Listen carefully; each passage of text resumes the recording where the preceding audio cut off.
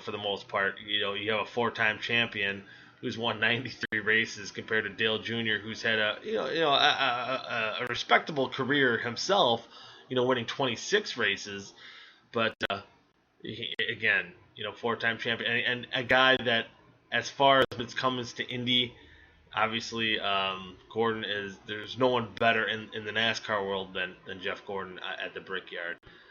So it's kind of cool to see, and then wife and I are going to go to that this Sunday and check out our first Brickyard 400, which normally wouldn't really excite me that much.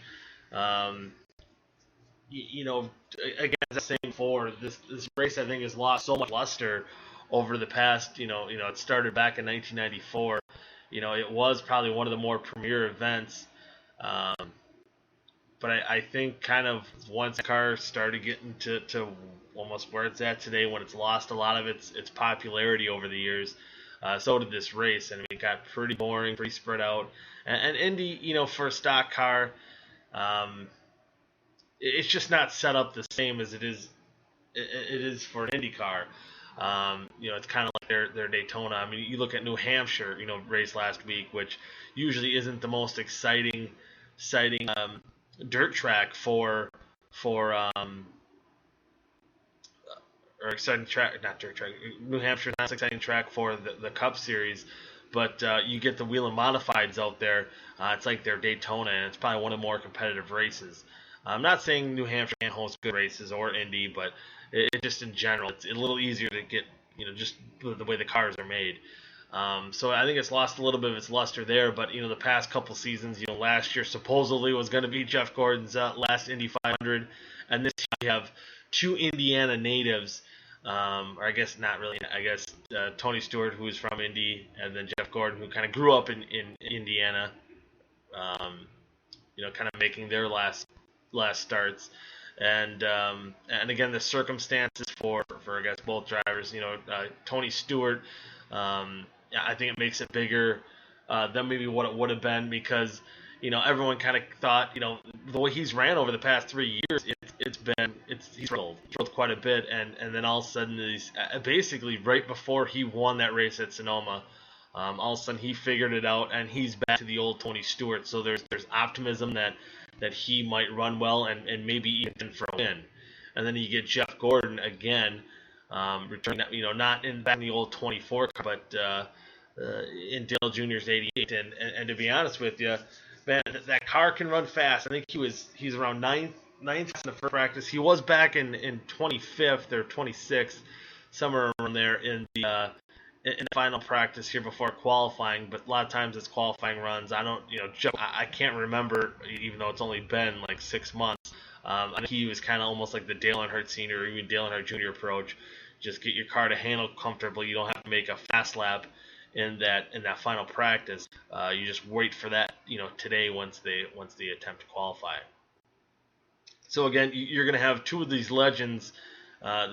These guys that mean a lot to the state of Indiana, making their last race at the prestigious track, a track that both those drivers hold so dear to their hearts, and to see them, try to go out for one last time, me as a Dale Jr. fan,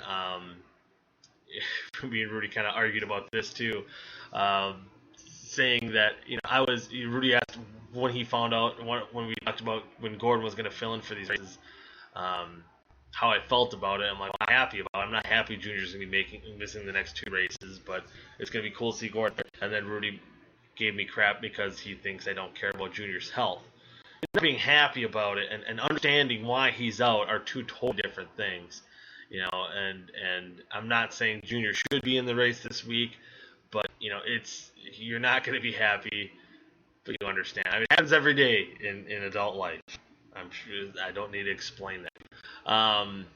But anyway, I'm sure a lot of Dale Jr. fans, again, are going to be a little disappointed that their favorite driver is not out there. And it's funny that there are some people, I've heard some comments on the internet that still have that mid-90s Earnhardt versus Gordon approach. But I think for the most part, people are excited to see Jeff Gordon back in the race car, filling in for Junior. It'd be kind of cool to see him return to victory lane. And one thing I actually want to address too, because I thought it was weird, because they were talking about Chocolate Myers. I can't remember what show he hosts on Sirius XM, but they were talking about how much souvenirs you could actually sell this week with with Jeff Gordon returning, Jeff Gordon 88 shirts or die casts and stuff like that. And I don't know if maybe this is part of their approach is, above the panel.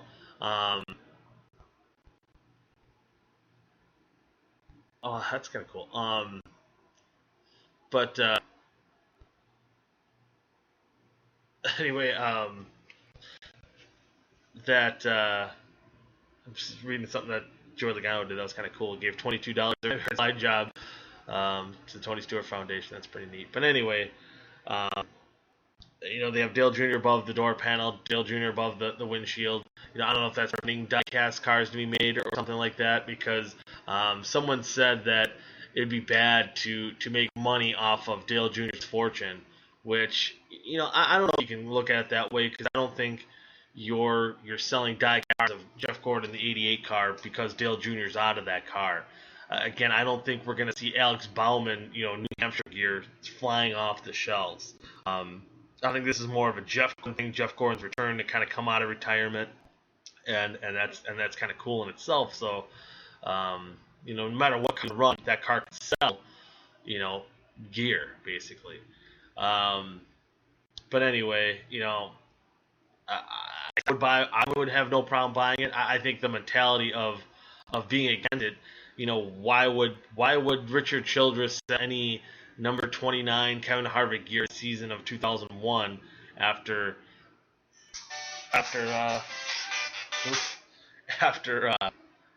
get the phone alarm going off in the background there, after Dale Earnhardt Sr. passed. Maybe a little different situation, I know, but one I can compare almost dead on would be that I actually have a die-cast car of a Harry Gant number 94 McDonald's Ford, which if that was in 96, when Bill Elliott broke his leg in a crash at Talladega and Harry Gant filled in for him in the All-Star race. Basically the same exact scenario that we're seeing Dale Earnhardt Jr. in. A driver injured, someone filling in, a legend coming out of retirement, a guy who was supposedly pretty much done racing, coming back, or this high profile of a driver that came out of retirement, and filling in for a driver, and I don't think you can hold that back, or I wouldn't hold anything against the scenario. It's not saying, okay, I mean, no matter what way Jeff Gordon are, if it was adding him just also running for the number 30 car, they're just basically giving them a Hendrick car, a number 30 with the car Josh Weiss normally runs. We've got you all sponsorship. We're going to get you out there running basically a fifth Hendrick car. That car was going to sell a bunch of die-casts. It's more about the Jeff Gordon part of it than what car it's in. It makes it a little more unique because it is in such a high-profile ride with Dale Earnhardt Jr. And I think kind of cool that's with one of his old sponsors, Exalt. So it's kind of fitting. It's kind of neat. So we'll see how again Gordon and Tony Stewart doing their last Indy 500. Kind of really interested, kind of excited to see what happened there. Looking forward to it. And then that other thing, the other big thing that happened, this has basically been the motorsport year, and the Slinger Nationals were the day before on Tuesday, and actually had some guys at Eldora that actually made the trip, watched the Slinger Nationals on Tuesday, and then did drive down to Rossburg, Ohio, to Eldora to watch the boys on the trail. But anyway, Matt Kenseth winning the race, kind of giving Eric Jones, his Joe Gibbs teammate, the bump and run on the final lap. And I know it created controversy at some of the people that I talked to there. I know Rudy, you were talking about it earlier too. He was very much against what happened. But basically, if you can go on YouTube, just kind of look up 2016 Slinger National highlights. for one thing, for it to be worthy for a NASCAR driver to race at any local track and kind of be worthy enough to kind of ruffle feathers, I guess, it shows you how much that race means and how cool, prestigious that race is. So I think that's kind of neat. Um, for two, I think Rudy was really much against his comments that he didn't have a problem with what Kenseth did, because I said it's funny because a lot of race fans, they like the bump and run unless they don't like the driver who does it, or they don't like the driver maybe receiving, or they do like the driver receiving that said bump and run. I don't think it was that bad a contact. And as far as Kenseth's post race comments, saying, he really didn't want to win the race that way, but basically saying, man, the way that Eric Jones was roughing him up, if the roles were reversed, he knew he was going to be in that exact same situation where he was going to be the one getting rousted out of the way, whatever the correct word is there. But anyway, and Rudy kind of said he was kind of pussyfooting around just saying, yeah, I meant to hit him, and I think he did. It was a long-winded way of the old Earnhardt. I didn't mean to spin him. I meant to rattle his cage, which I think he did rattle his cage a little bit. And again, it's something I don't think that he wanted to do per se, but something where you got to win. And if you watch the replays before that, Eric Jones was roughing him up pretty good, and I don't think would have hesitated either way to do the same thing if the roles were reversed on that. And I think, again, it goes back to whatever your opinion was of said driver before that incident is going to be what it is. So Matt the Brat does win another Senior Nationals. It was kind of cool to see. I think Chase Elliott was out there. I don't think he raced, but you had guys like Eric Jones, a lot of those Gibbs guys that still run that event. Still trying to make it as prestigious as possible, because a lot of those old, Wisconsin legends, Rich Bickle, winning his last one that he was in, I think that was a couple years ago. Guys, obviously Dick Trickle long gone, but some of these long-time guys that have run in these nationals for many years, they're starting to be on their way out. So some of these young guys around Wisconsin, and maybe some of these guys nationally, that could keep this going, and maybe something Chase Elliott tries to get back into maybe racing sometime in the near future, because it's still try to hold that as a pretty prestigious benchmark in Wisconsin motorsports. So with that being said, the Sports Talk 920, I guess we can call this the the motorsports half hour here. Talking motorsports again, kind of the only big thing going on. You can maybe talk about the NBA pulling their All-Star game out of Charlotte, but I don't want to dive too much into that. I think we as a country as a whole are starting to turn on the politically correctness of a lot of these leagues, and maybe you can understand them pulling out, but maybe it's just coming out with a statement saying we don't agree with that law. Whatever. I'm not going to dive too much into that. It's ridiculous, and I think maybe that's what they want to do. Just create more stir. But, again, getting closer to football, so we'll hopefully get some more football talk coming up here soon. Again, hopefully get Rudy back on here one of these weeks. I've been promising it now ever since we've started here on Spreaker, so we'll hopefully get him on soon.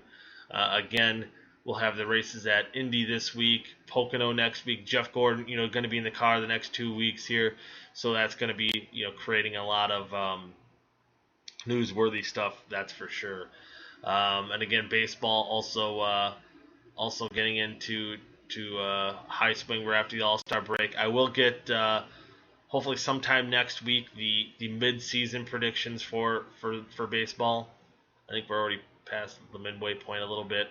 But anyway, kind of the All-Star game usually is around there. So we'll do that because it's kind of a tradition for us here in Sports Talk 920. And you can check that out on our blog at sportstalk920.blogspot.com. And again, we do have our Sports Talk 920 NASCAR Pick'em matchups already up. Just posted this morning to see who picked who for the Brickyard 400. the Crown Royal, whatever it's called now, 400, and it just wants just to let you know